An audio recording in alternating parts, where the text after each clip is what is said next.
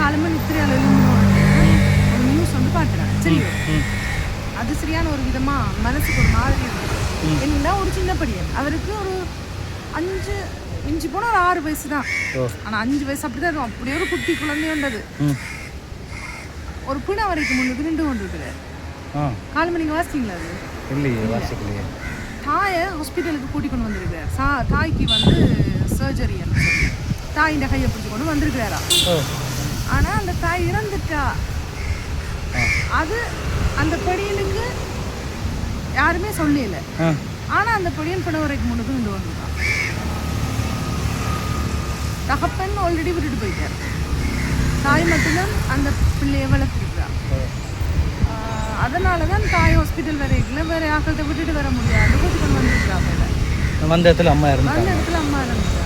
அந்த படியன் அது ஒரு மாதிரி என்ன சொல்றது, இந்த வலிக்குது இந்த உலகம். இனி அந்த படியன் தனியாக இந்த உலகத்தை வந்து எதிர்கொள்ளணும்ல, அது எப்படி பயங்கர தான். ஏன்னா கொரோனா காலத்தில் வடநாட்டில் ஒரு ரயில்வே ஸ்டேஷனில் வந்து ஒரு அம்மா இறந்து கிடந்தது. அந்த குழந்தைக்கு ஒரு 6 மாதம் ஒரு வருஷம் அந்த குழந்தை இருக்குது. அது அப்படியே தவந்து மார்மலையேறி அப்படியே தவந்து அப்படி தூங்குது. சீலி பிடிச்சி இழுக்குது கொஞ்சம் தெளித்து தூங்க தெரிஞ்சதுக்கப்புறம் ஒரு வருஷம் 2 வருஷம் தான் இருக்கும் அந்த குழந்தைக்கு, அவ்வளோதான் வயசு இருக்கும். அது வீடியோ ஒன்று இருந்துச்சு, ஃபோட்டோஸ் ஒன்று இருந்துச்சு, பயங்கரமாக ஒழுக்குச்சு. அப்படி சொன்னபோது எனக்கு அது ஞாபகம் வருது. ஜீவகாரணியமெல்லாம் அற்று போகாமல் பார்த்துக்கணும் மனுஷங்கிட்ட இருந்து. இல்லை அப்படின்னா அது பாதுகாப்பான ஏதாவது ஒரு இடத்துல போய் அந்த பிள்ளை கிடைக்கணும் இல்லையா? இல்லைன்னா இந்த மோசமான சமூகம் சிலது அந்த பொடியன்ற எதிர்காலத்தில் என்ன பண்ணுமென்னு தெரியாது இல்லையா?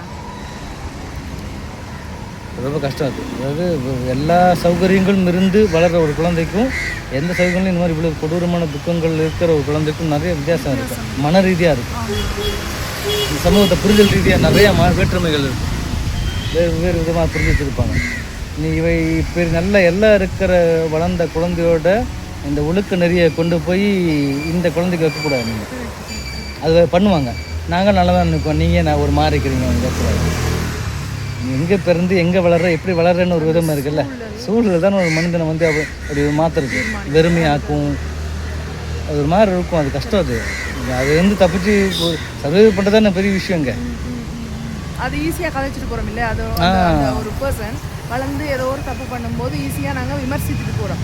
ஆனால் அந்த பேக்ரவுண்டுக்கு போய் பார்க்க ரெடி. ஆமாம், ஒரு தப்பு பண்ணா அப்படின்னா, ஒரு ஆணோ பெண்ணை தப்பு பண்ணுறாங்க அப்படின்னா அவங்க வந்து முதல்ல மன ரீதியாக ஆய்வு பண்ணணும். ஆய்வு பண்ணால் தான் எந்த அடிப்பில் அவன் தப்பு பண்ணான்னு தெரியும். வெறுமனே சட்டம் வந்து கொலை பண்ணிட்டான், ஆனால் நம்மளுக்கு வந்து அவங்க வந்து தெரிஞ்சோ தெரியாமல் கோபத்தில் ஒரு கொலை பண்ணுறான், ஒரு ஆணோ பெண்ணை கொலை பண்ணுறான்னு வச்சுக்குவேன். சட்டம் என்ன பண்ணால் எல்லாத்துக்கும் அறிவிச்சு கொலை பண்ணும். இவனுக்கு மரண தண்டனையும் அறிவிச்சு முட்டாள்தனமாக மன ரீதியாக ஆய்வு பண்ணணும்ல. ஆய்வு பண்ணால் அடுத்த தலைமுறைக்கு அது இல்லாமல் ஆக்கணும். அந்த எண்ணங்களே உருவாகாத அளவுக்கு ஆய்வு பண்ணி அது மூலமாக ஒரு ஒரு ட்ரீட்மெண்ட்டோ அல்லது ஒரு கல்வியை வந்து உருவாக்கணும். அதை விட்டு போட்டு அவன் கொலை பண்ணிட்டான், ஆனால் இவனை தூக்கி ஜெயிலில் போடுங்க, இல்லை தூக்கில் தொங்க போடுங்க அப்படிங்கிறது இருக்குல்ல, அது சரியில்லை. அதுக்கு நிறைய பெரிய விஷயங்கள்லாம் இருக்குது. அதுக்கு முதல்ல அது என்ன சொல்கிறது, முதல்ல கல்வி முறையை மாற்றணும். இதெல்லாம் பத்தாது. தப்புக்கு தப்பு தான் தண்டனைனா என்ன அர்த்தம்? அது இல்லை சரியில்லையில, அதை சரிப்படுத்தணும். ஓகே.